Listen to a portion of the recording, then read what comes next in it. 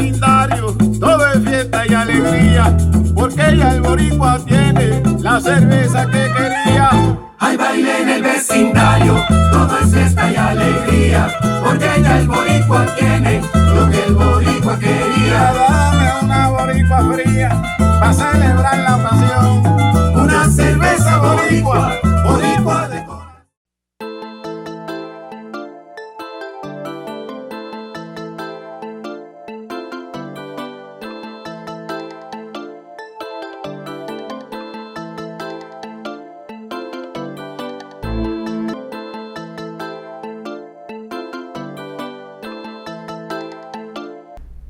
Good evening and welcome to EduTV. I'm your host, Greg Perkins. And I'm Dr. Rivera.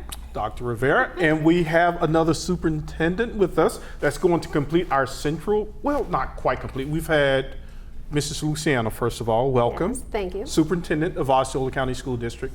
We've talked to, we're talking to Osceola tonight. We've done Orange and Seminole. Great.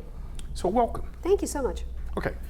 Osceola County, I always like to give superintendents an opportunity to talk about their school district.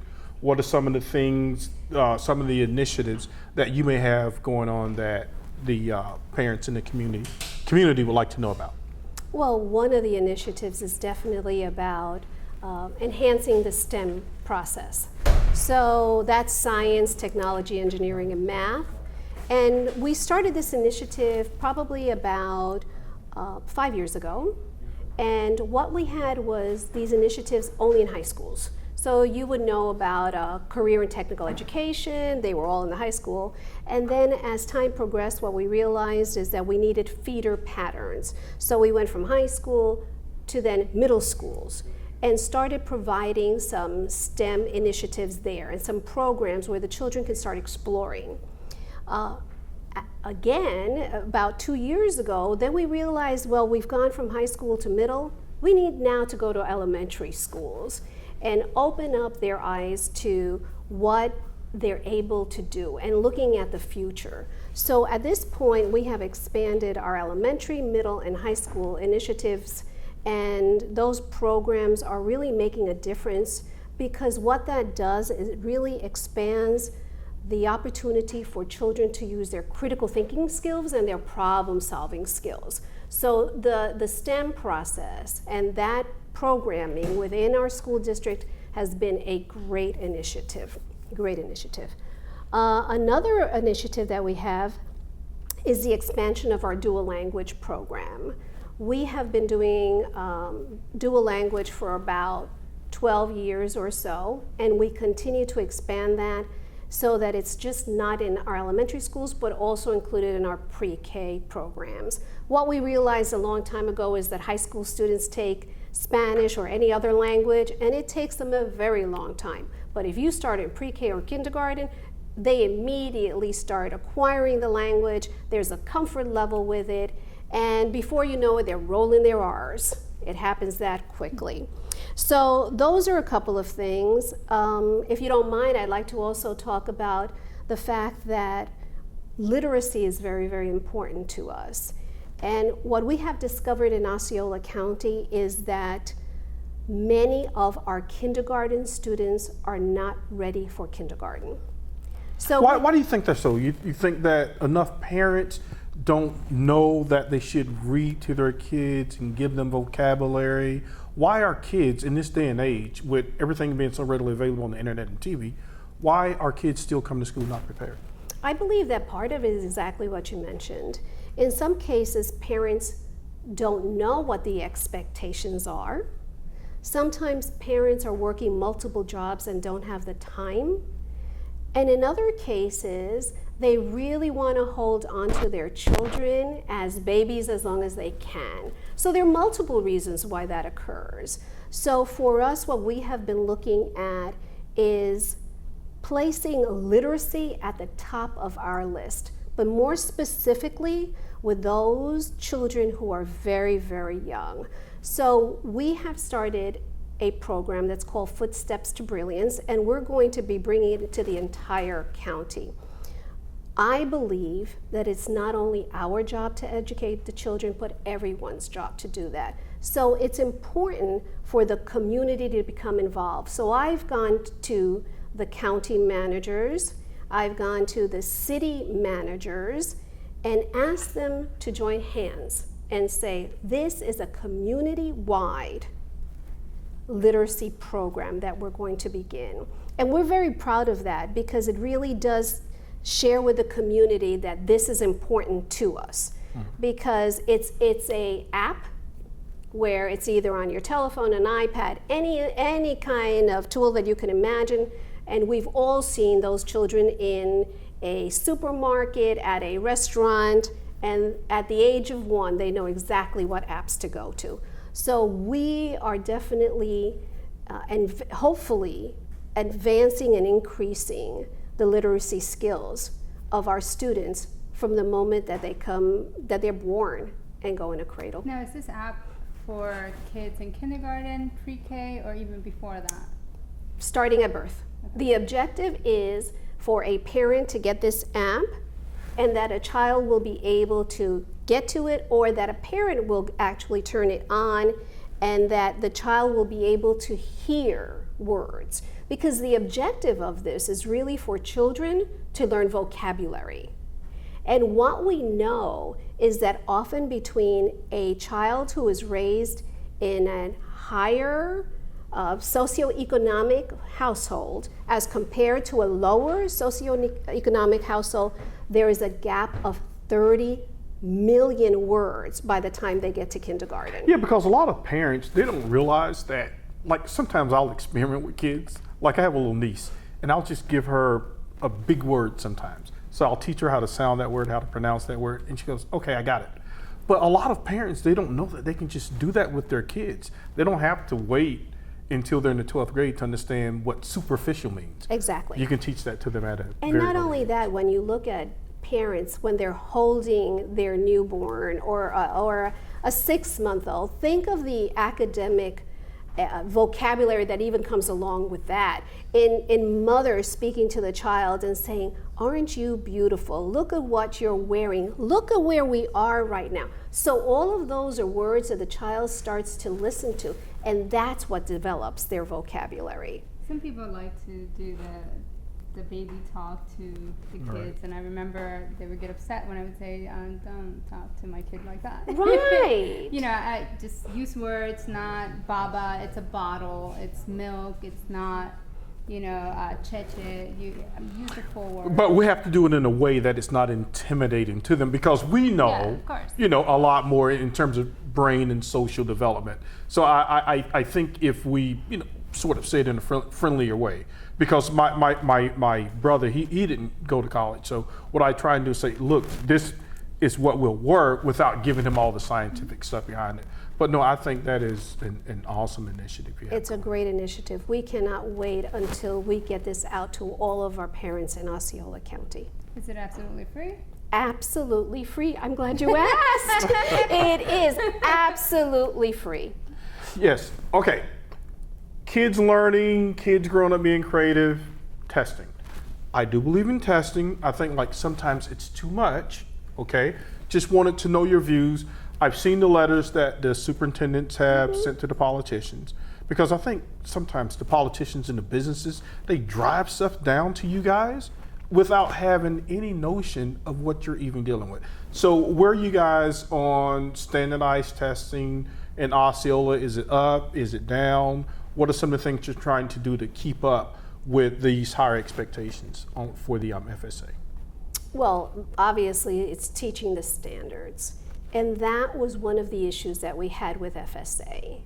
When you look at an assessment, a statewide assessment that's taken by our students, and not all of the test items are aligned to the standards that you're teaching, it's simply not fair. So for teachers, what we've been doing with them is providing them professional development, ensuring that they're teaching the standards.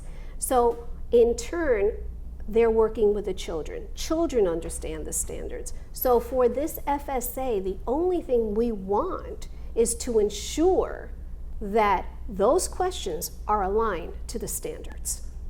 Now, is the method of assessment the same as the way that they're taught? So, for example, I was quite surprised because last year my daughter would take all these practice exams on paper, and then when she took the FSA, she took it on computer, and she did very poorly. And my daughter's she's a very high-performing student, and I was shocked at her results. And part of that was she would say, "Well, I didn't know that you had to drop down and drag down and bring the word." So it was more the mechanism of using the computer, more so than the actual knowledge that she had. How is Osceola County handling that? That's something that we saw last year, and this is really the very first day of our year of our FSA. But as those assessments were changing, that's what we found out, is that it was really important for us to ensure that our children were on the computer. I'll give you an example of one, literacy. It changed tremendously from just reading one paragraph and answering a multiple choice question. Now you're comparing 3 things that you're reading. You're reading a poem, you're reading an article, etc. And then you're asked questions about the author. You're asking to make comparisons. Author's point of view, the narrator. Yes. So those are the things that we as educators have to ensure that our children know and how to handle that. So what we've done is actually purchase programs that give those children the ability to do them online. How do you avoid, because you have the FSA, you have the standards, how do you avoid from teaching to the test while allowing teachers to still be creative in their process? Is that difficult to do, knowing that you guys have to meet these standards, but can the teacher still be creative? The teacher can be creative, but I want to mention something when you said, can the teacher teach to the test? Mm-hmm. It's not possible. Only because there's so much problem solving in all of this that the teacher can teach you strategies, but they can't teach you what the test is. Because even in math, no longer do you do computations and say this is the response. Now is, here's the answer, how did you get to it? So do you see where I'm going? The only thing the teacher can actually do is go through the process of explaining to students what are the strategies that you're going to use. But to teach the test, you simply can't do it. Is there one particular educational philosophy or pedagogy out there? Like I know a lot of teachers in Orange County are doing this Marzano thing, and I don't know, are you guys doing Marzano? We are doing Marzano, and it's part of the evaluation process. Okay. Hold that thought. We're going to come back for our second segment. We're going to talk about Hispanic Heritage Month. So stay tuned. Thank you. I am for the child who's had 7 addresses in a single year because she's in foster care, because her father abused her, and her mother couldn't believe her. She is the child I am for. I am a volunteer child advocate. I am you. Florida residents call toll-free 866-341-1425. Welcome back to part 2 of our segment. And Ms. Luciano, before we had a break, I wanted to know about Hispanic Heritage Month, because I know that the demographics throughout the United States, but especially in Central Florida, are changing. You all are getting a lot of the kids coming from the island of Puerto Rico to Osceola County. So tell me, what type of impact has that had with the Osceola County School District? We have a lot of Hispanic families, and specifically Puerto Rican families, that are currently live in our community, very much so in the Poinciana area, in that west side of town. So we have really worked with our curriculum and with our teachers in providing them professional development. We have been able, through our title services, been able to welcome our parents and go through parent nights in both English and Spanish. We try to be very inclusive to ensure, especially that our parents know what's going on in our schools, because our children, as you are fully aware, take these assessments, and parents are usually very frustrated, as well as the students. Now, one of the things we wanted to know is how are these students grouped? Because a lot of times we group Puerto Rican students along with Mexican students, along with other Hispanic students in general. And I think we missed the boat where they're not all the same. Oh, they're not all the same. There's either a dialect that's different. As we know, food is different. The cultures are different. So what we do is when we're working with our students, our ESOL students, in reality, I must tell you, we have over 100 different nationalities in our schools, over 109 languages in our schools. So when we're talking, we seem to focus often with the Spanish-speaking students, but in reality, our world is so much bigger in Osceola County. And part of that is really true because of the fact of the industry that surrounds us in Osceola County, the hospitality industry, the entertainment industry. So people from all over the world come to our area. And so that's why I go back to our teachers having to go through professional development to learn what strategies to use in their classroom.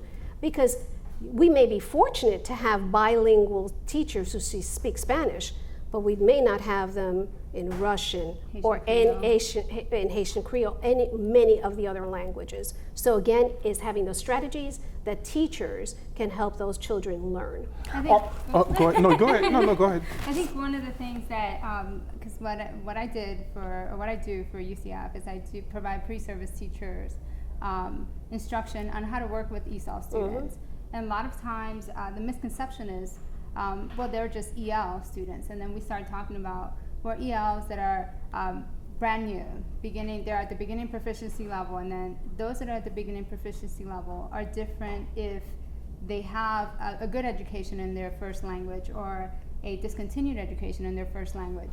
And I think a lot of times teachers kind of neglect all of that and then just focus. I know they have a lot of stuff going on, but when you're looking at ESOL students, we have to treat the students as individual cases and look at them by proficiency level, regardless of what language they speak in their first language, whether they're Hispanic or Haitian or Russian or Brazilian. It's one of the trends that I've seen even when I teach ESOL classes.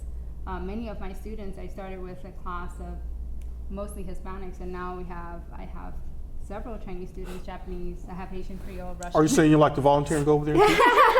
Here you go, right here, Ms. Luciano. You have volunteer teachers right here. One. Yes. But you're absolutely correct. It's really understanding the individual child, because children come in and they're limited in their English language. They may be non-English speakers. Some children come in with a vast knowledge of their own language, and they're very literate. They can read it, they can write it, they can speak their own language, they understand the content. Others come in and have colloquial language, but they may not have the academic language, even in the language that they speak. What pushback? Okay, a lot of kids may come from Puerto Rico, right? They may be very intelligent in their native language. And it seems I'm somewhere caught in the middle. Like, I know you have to assimilate and you have to learn the English language, right? Right. But it seems so unfair that if a child is very intelligent in the native language, that he can't be tested in the native language. Because here you may have this super smart child, they take the FSA, they're not gonna do well. They don't know the vocabulary, they don't know the nuances. Mm-hmm. Can we solve that? Or no in Florida? I think we need to go to the legislators about that. Because in reality, often a teacher does not know whether the child has that content. They don't know it because they are testing in the English language. So if they were testing in Spanish, if they had an opportunity to have a dialogue and assess verbally, they might be able to discover that. But that's not the norm. But I think it would make it a bit unfair, because you do have those that are very intelligent in their first language, and you do have those that are not quite there. You have academic language is very different than social language. So while a student may sound like he knows Spanish very well, when they're tested in science or math or even linguistics in Spanish, they don't perform as they should. No, the only reason I was asking her that, because right now, whether you could speak Spanish well or not, your test scores are still counted as part of the school grade. Is that correct? In most cases, yes. If nothing else, I will tell you that every child will take the assessment. You may walk in tomorrow and the assessment is today. Yeah, I mean, I should say you walked in yesterday and the test is today, and you would sit for this assessment. It may not count for you, but the fact is you're still going to have to sit there for an hour and Right. look at this assessment Yeah, and bubble it in. I think one of the things that could be beneficial is administer the FSA both in English and in Spanish, especially. But then you make the kid take the test twice. He'll Well, be it really depends. mad. Well, yeah, but it depends on how long you've been here. Especially, it may not count this time, but in a year it's going to count. So if in a year it's going to count, I want to, as a teacher, I would like to have something to say, hey, this kid really knows the content.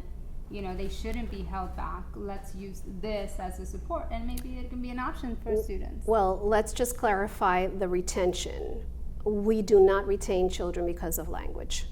Never, ever. They go through a process. There are meetings that are held with families to determine how that child is doing. And if that child is not doing well on an assessment, we have to determine, is it because of language? If it's because of language, we're not going to retain that child. That would be totally unfair.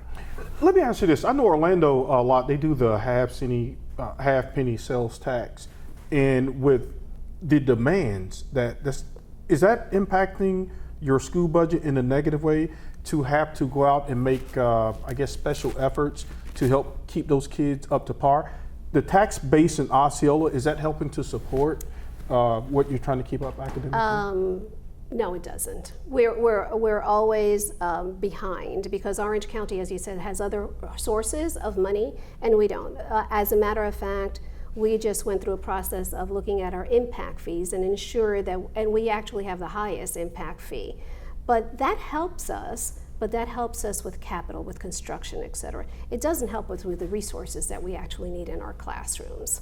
So, are we going to try for a quarter-cent or a half-cent tax? No, I don't believe that the community is ready for that. Wow, it just seems unfair because, I mean, the school district only has so much to operate with. So where do you get the extra resources to bring in those teachers? Another question I would have is, are you seeing a lot more Hispanic teachers, a lot more Hispanics come into the teaching profession, being able to keep up with the demand of the growing student population? We are hiring more Hispanic teachers as they come from Puerto Rico, because right now they're leaving there. But what was the other part of that question? Just whether or not you have enough teachers to meet with the increasing student demands of the dual language students. That we do, but I will tell you that we're always needing teachers.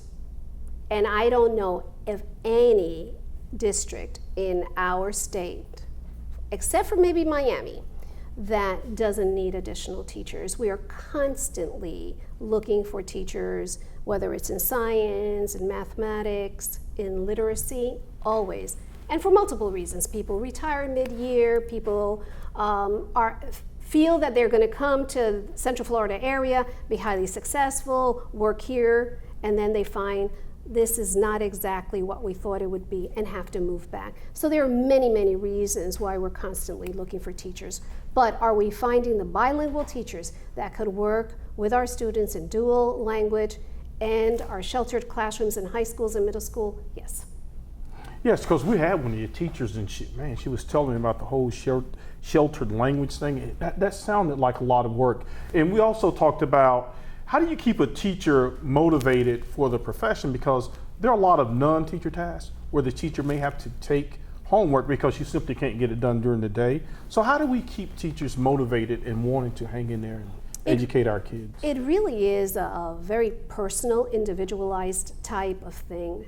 It's up to the administrator at the school to really find the things that they can celebrate, to allow teachers to have their planning time, to provide the professional development that they need. It really has a lot to do with developing relationships with individuals to ensure that they're happy coming to work each day, because every teacher goes home with homework.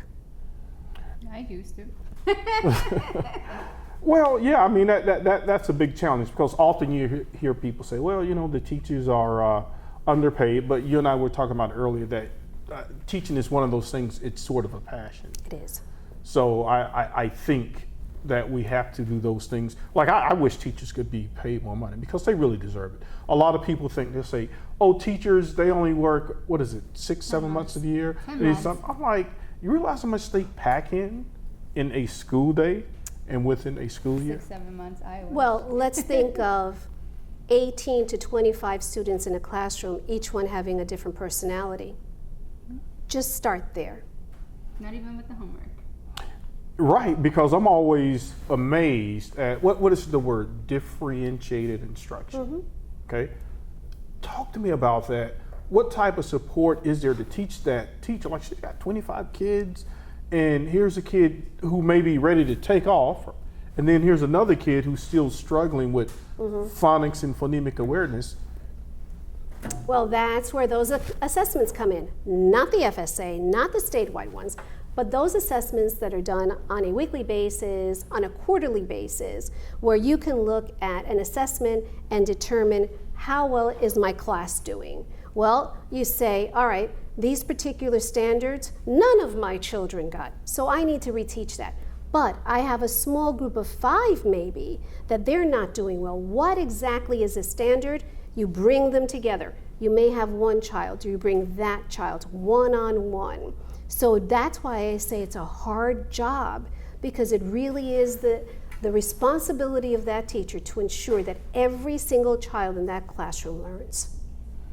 And it's Hispanic Heritage Month, and one of the questions I have, because we have Black History Month, and sometimes people say, well, we really don't need it now, we're all Americans, whatever. But do you think it's important for students and parents to be able to maintain their culture while yet also being proud to be an American, whatever that means? So how do, Acculturating. Yeah, well, how does that work though? I mean, you want the kids to celebrate and be proud of? I am a Puerto Rican. Okay. I am too. All right. And I love arroz con gandules, and I love the culture during Christmas time to do those things that are traditional. That is part of me, and children should all have that as part of themselves. However, we also have turkey and mashed potatoes at Thanksgiving. Oh, okay. But it's something that it brings the class together, where you have different people, different students talking about their culture. You may have one student who prefers to eat arroz con gandules, and then you have another student Tamales. who eats tamales. I like it all. I Yeah. love Puerto Rican and Jamaican food. I love But it. you see, that's the thing, Yes. we're talking about that and in the culture of our district. It's so important to be able to show that within Hispanic Heritage Month, because sometimes people think that just because you speak Spanish, you're all alike, Right. and you're not. Right. I would imagine Puerto Rican people like hamburgers, right? Yeah, well, I can't. I'm Puerto Rican. I cannot eat beans, so. Oh my goodness, that's Oh, wow. unbelievable. Rice and beans are a staple. Okay. Now, Central Florida, Osceola Lake, Seminole Orange, are you guys a cohesive unit as superintendents get together and sort of exchange different ideas on how things work together? Yes. We have a Central Florida coalition. Oh, great. That's We awesome. often have conversations. We talk about FSA. We want to make sure something as simple as trying to figure out a calendar. Right. You know, when are you having spring break? We have those conversations. Are you sending a letter out to your community? What do you say before you send it? Would you let us know? We want to make sure we're all on the same page. We do that often. Well, that's great. It has been such a pleasure having you here, and thank you so much. Thank you for having coming. me. Thank you. Thank you so much. And thank you for joining EduTV. Good night. And we're good. Awesome. Now I'm hungry.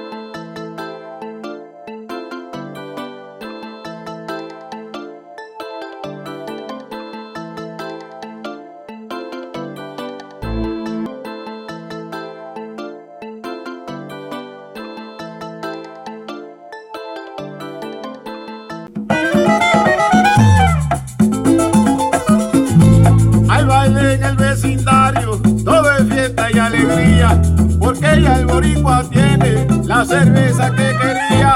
Hay baile en el vecindario, todo es fiesta y alegría, porque ya el boricua tiene lo que el boricua quería. Dame una boricua fría, para celebrar la ocasión.